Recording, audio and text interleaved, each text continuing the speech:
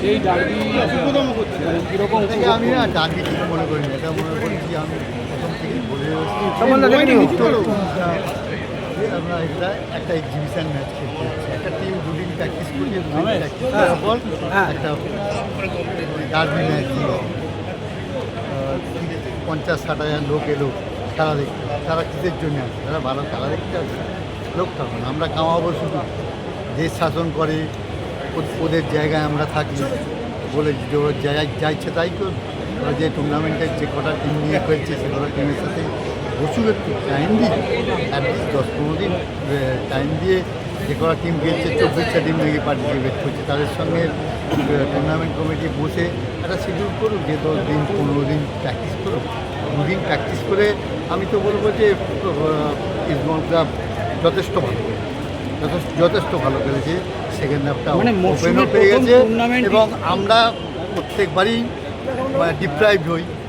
যে বলটা জানি না, ওয়ার্ল্ড কাপ আমরা দেখি মানে একদম খুব কদিন আগে ওয়ার্ল্ড কাপ শেষ হয়ে গেল, যে বলটা জেনুইন বল, একটা গোলমুখো বল সে হাত ধরে টেনে ফেলে দিল।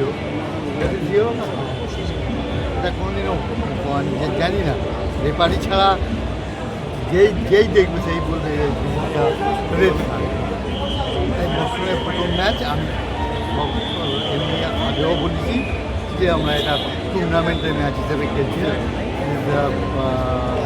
এক্সিবিশন ম্যাচ হিসেবে খেলছি এবং থ্যাঙ্কস।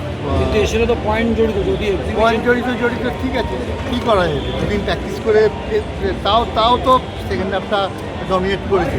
দুদিনকে রশিদ একটা ভালো চান্স পেয়েছিল, কর্নারে দু একটা বাইরে চলে গেছে। এই জন্য দাদা ঠিক আছে, আস্তে আমাদের হাতে পড়েছে।